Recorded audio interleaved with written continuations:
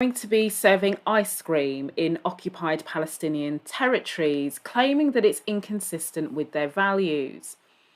So I remember last year when I posted about Ben and Jerry's, and I think they were doing some podcasts. So like the old founders, or the original founders, should I say, not old, before somebody comes for me. The original founders, before it was sold, they were doing a podcast focusing on kind of white supremacy and whatever. And I was like, this was before the rest of the business world decided to get on that whole train. So I shared a post which did very, very well. But I do remember the comments in the DMs of people basically saying, like, Shireen, that's all very well, but what about their what's the word? What about their track history in how they're still enabling the state of Israel to occupy Palestinian states? And I was a bit like, oh, fair point. I did do a little amend of the caption, but it is a fair point.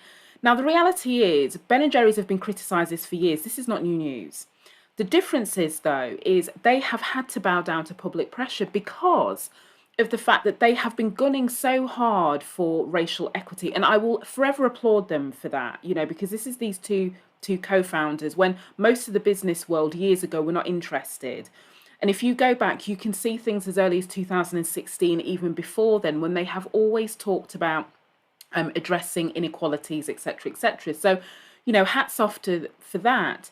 But this isn't about the politics of whether you're pro Palestine or anti-occupation of the state of Israel. I have already made my feelings about this very clear, in posts previously.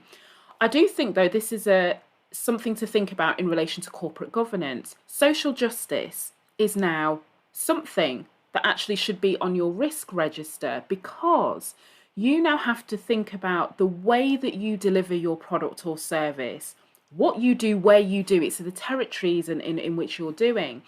And you have to have real oversight about how that all fits together and whether or not what you're doing, because you've always done it, is actually contrary to either the public values that you espouse, or recognizing that the tide has changed in terms of what we as the public deem as acceptable, responsible business practices.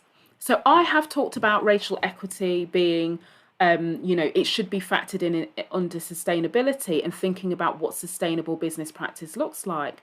But actually, this is a really good example of, now, if you are doing things in a way that is not only contrary to your stated values, that's on your shareholders report and all of that good stuff, but also doesn't reflect the change of times, because you're sticking your head in the sand because you're thinking, what, we don't have to engage with this, then you're going to keep being called out.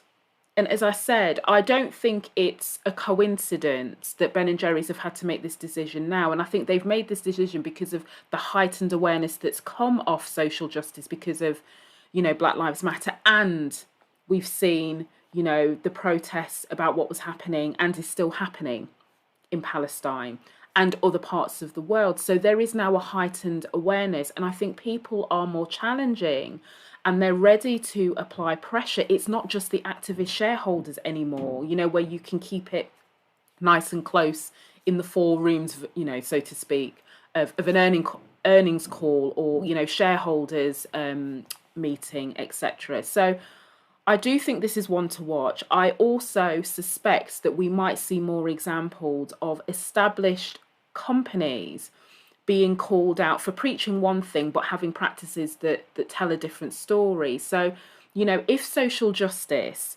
whether or not it's the bit that I care about, which is, as we know, racial equity and anti-racism, irrespective of whether or not you're wanting to do anything properly about it in terms of taking action, it does need to appear on your risk register because it is an issue for corporate governance. So, and in terms of Ben and Jerry's, all I can say is it's about time.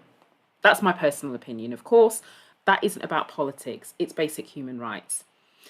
So that's my little soliloquy for the day. I think it's too hot to go any deeper. But I did think, you know what, I can't even type a caption on this. Let me just pop up, do you know what I mean, and do a little video on this. So I hope you continue to keep well. You're not melting in the heat for those of us basking, not complaining, in the glorious British sunshine. So, yes, keep well, and I'll see you again soon.